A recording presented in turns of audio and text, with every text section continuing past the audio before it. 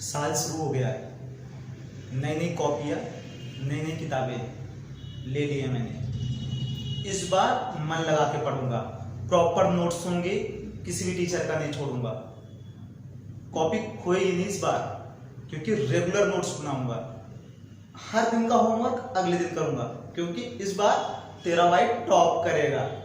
ये अपने कुछ उद्देश्य होते हैं, कुछ अपने ऑब्जेक्टिव्स होते हैं जो हम लोग शुरू में लेते हैं, फिर उसके बाद धीरे धीरे ऐसे ही मैनेजमेंट के कुछ ऑब्जेक्टिव्स है। तो चलो शुरू करते हैं आज की वीडियो, ऑब्जेक्टिव्स ऑफ मैनेजमेंट।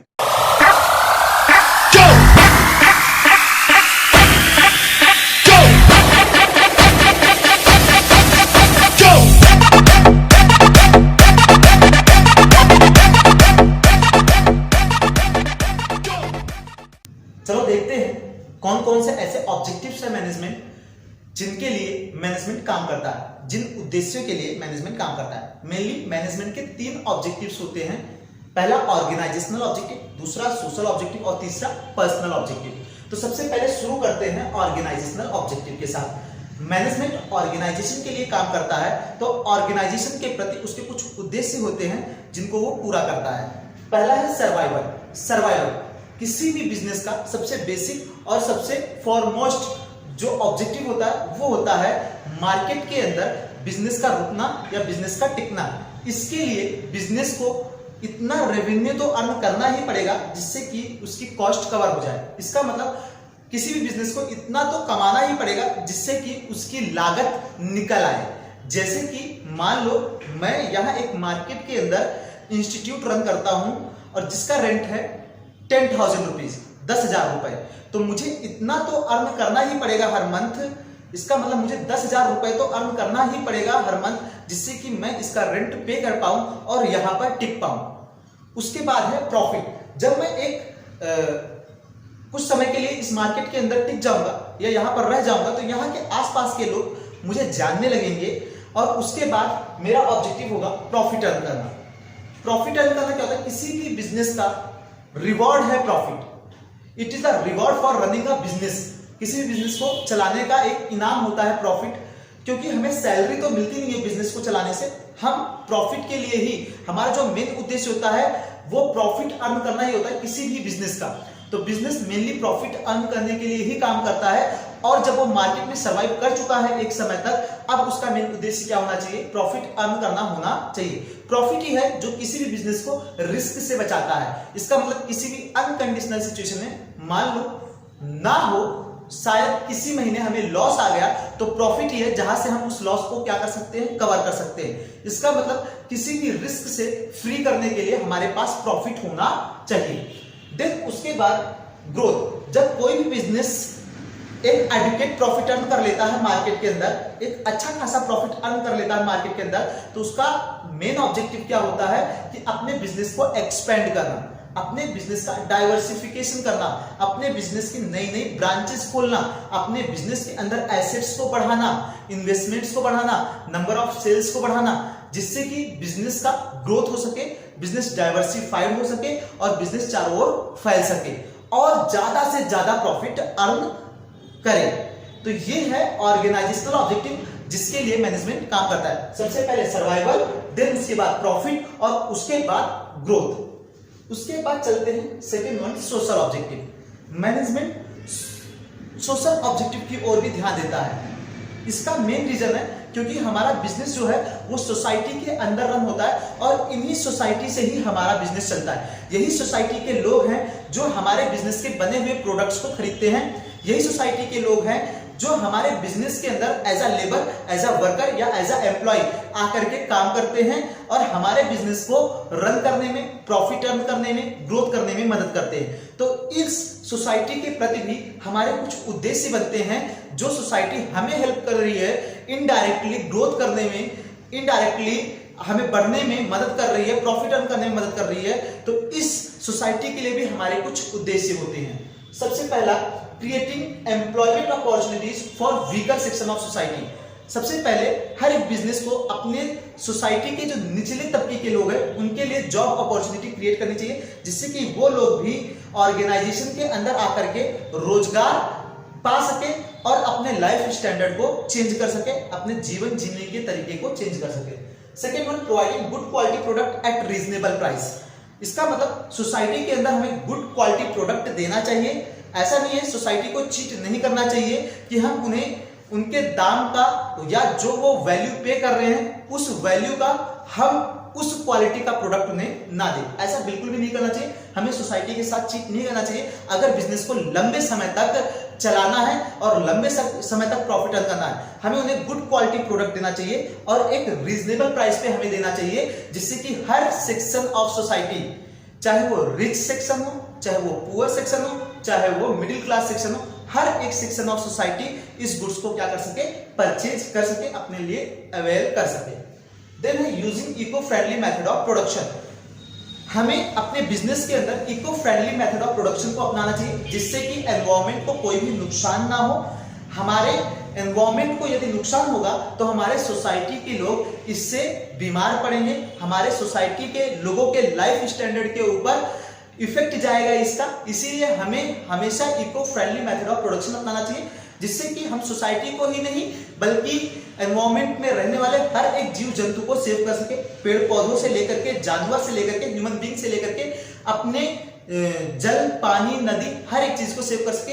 इसके लिए जरूरी है कि हमें हमेशा eco friendly method of production अपनाना चाहिए, जिससे कि एनवायरमेंट के अंदर कोई भी प्रदूषण ना हो, एनवायरमेंट हमारा सेफ रहे, सिक्योर रहे। देन उसके बाद conducting business in fair and careful manner. हमें अपने बिजनेस को फेयर और केयरफुल मैनर में चलाना चाहिए। इसका मतलब कोई भी इलीगल बिजनेस एक्टिविटीज हमें नहीं करना चाहिए। हमें गवर्नमेंट की हर गाइडलाइंस को मानना चाहिए। अपने बिजनेस एक्ट के, कॉन्ट्रैक्ट एक्ट के, इंडस्ट्रियल एक्ट के गाइडलाइंस को मानना चाहिए। इसका मतलब हमारा बिजनेस लॉ के नजर में, कानून के नजर में लीगल होना चाहिए, इलीगल नहीं होना चाहिए किसी भी रूप में। Timely payment of taxes. हमें गवर्नमेंट को टैक्सेस टाइमली पे करने चाहिए, जिससे कि गवर्नमेंट कोई भी इंटरवेंशन हमारे बिजनेस के अंदर ना करे और बिजनेस का समय बर्बाद ना हो, क्योंकि बिजनेस के अंदर एक एक मिनट आपके लिए लाखों का प्रॉफिट दे सकता है। इसीलिए बिजनेस का एक एक मिनट कीमती है। यदि आप टाइमली टैक्सेस का पेमेंट नहीं करेंगे तो गवर्नमेंट अथॉरिटीज जैसे कि इनकम टैक्स ऑफिसर्स आपके यहां पर आकर के रेड कर सकते हैं, ठीक है, जिसमें आपका काम रुकेगा या प्रॉब्लम्स आपको आएंगे। तो कोई भी इंटरवेंशन आपको आ सकती है, आपको बुलाया जा सकता है, तो कुछ भी चीजें हो सकती है। इसीलिए आप टैक्सेस का टाइमली पेमेंट करिए। देन उसके बाद आता है पर्सनल ऑब्जेक्टिव। तो क्या होता है पर्सनल ऑब्जेक्टिव? ऑर्गेनाइजेशन के अंदर बहुत सारे एम्प्लॉयज काम करते हैं और इन सभी एम्प्लॉयज की अपनी कुछ पर्सनल नीड्स और वांट्स होती हैं। मैनेजमेंट को इन नीड्स एंड वांट्स को पढ़ना चाहिए और एम्प्लॉयज की इन सभी जरूरतों को पूरा करना चाहिए, क्योंकि एक सेटिस्फाइड एम्प्लॉयज ही ऑर्गेनाइजेशन के अंदर 100% एफिशिएंसी के साथ काम कर सकता है और हमारा ऑर्गेनाइजेशनल गोल एफिशिएंटली अचीव हो सकता है। तो चलो देखते हैं कौन कौन से ऐसे पर्सनल ऑब्जेक्टिव्स हैं जिनकी ओर मैनेजमेंट को ध्यान देना चाहिए। सबसे पहला, कॉम्पिटिटिव सैलरी। ऑर्गेनाइजेशन के अंदर जितने भी एम्प्लॉयज हैं उन सभी को कॉम्पिटिटिव सैलरी मिलनी चाहिए। कॉम्पिटिटिव सैलरी का मतलब क्या है? द फर्स्ट थिंग, हम जैसे मान लो किसी मार्केट के अंदर कोई बिजनेस खोल रखे हैं, हमारा कपड़ों का बिजनेस है, उसके अंदर एक एम्प्लॉय है जिसकी पेमेंट है 10,000, तो हमें अपने आस पड़ोस में भी और सारे बिजनेसेस देखने चाहिए, वहां पर एम्प्लॉयज को कितना दिया जाता है, क्या पे स्केल है, इस चीज का ख्याल रखना चाहिए और उसी पे स्केल के हिसाब से हमें अपने ऑर्गेनाइजेशन के अंदर एम्प्लॉयज को पे करना चाहिए। क्योंकि क्या पता हमसे ज्यादा कोई ऑर्गेनाइजेशन दे रहा हो और हमारे यहाँ का जो एक्सपीरियंस एम्प्लॉय है वो हमें छोड़ करके अगले दिन वहां पर शिफ्ट हो जाए। इसीलिए हमें कॉम्पिटिटिव सैलरी देनी चाहिए। एक स्टैंडर्ड वेज रेट जो गवर्नमेंट ने डिसाइड कर रखा है, उस स्टैंडर्ड वेज रेट के हिसाब से पेमेंट करना चाहिए। इनके अलावा एम्प्लॉयज को टाइमली इंसेंटिव्स, कमीशन, बोनस भी मिलना चाहिए, जिससे कि एम्प्लॉयज मोटिवेट रहे, सेटिस्फाइड रहे। Then providing training and development programs. Employees को टाइमली ट्रेनिंग भी मिलनी चाहिए, एम्प्लॉयज को टाइमली प्रोग्राम्स, डेवलपमेंट प्रोग्राम्स भी अरेंज होने चाहिए, जिससे कि उनके स्किल्स और उनके एफिशिएंसी में इंप्रूवमेंट हो सके और वो और ज्यादा एनर्जी के साथ और ज्यादा एफिशिएंसी के साथ ऑर्गेनाइजेशन के अंदर परफॉर्म कर सके। Then growth opportunities. Growth opportunities का मतलब क्या है? एम्प्लॉयज को ऑर्गेनाइजेशन के अंदर यदि ग्रोथ अपॉर्चुनिटीज नहीं दिखेंगी तो मे बी एम्प्लॉयज डिससेटिस्फाइड हो सकता है और वो हमारे ऑर्गेनाइजेशन को छोड़ करके जा सकता है, क्योंकि कोई भी एम्प्लॉय जब किसी ऑर्गेनाइजेशन से जुड़ता है तो वो यही चाहता है कि इन फ्यूचर उसकी सैलरी हाइक हो, उसकी सैलरी बढ़े या उसके प्रमोशन हो और वो एक ऊंची पोस्ट पर जाए। हर एक एम्प्लॉय का ये सपना होता है। अगर हम उसे प्रमोशन के चांसेस नहीं दिखाएंगे या इन फ्यूचर उसका प्रमोशन हो सकता है, ऐसा नहीं होगा तो हो सकता है हमारे यहाँ का जो बेस्ट एम्प्लॉय हो वो हमें छोड़ करके कहीं और चला जाए। इसीलिए हमें उन्हें ग्रोथ अपॉर्चुनिटीज भी देना चाहिए। पीयर रिकॉग्निशन, पीयर रिकॉग्निशन का मतलब क्या है? पीयर रिकॉग्निशन का मतलब होता है सेल्फ रिस्पेक्ट। एम्प्लॉयज की अपनी एक सेल्फ रिस्पेक्ट होती है, इसीलिए एम्प्लॉयज की उस सेल्फ रिस्पेक्ट को भी बना करके रखना चाहिए। ऐसा नहीं है कि वो हमारे यहाँ पे यदि किसी वर्कर पोस्ट पर काम कर रहा है तो हम उसे नीचा समझेंगे और उसके साथ भेदभाव करेंगे। ऐसा बिल्कुल भी नहीं होना चाहिए। हर एक एम्प्लॉय का अपना एक सेल्फ रिस्पेक्ट होता है और वो चाहता है कि उसके काम की सराहना, उसके काम को यदि उसने अच्छा काम किया उसके लिए उसे बढ़ावा जरूर मिले।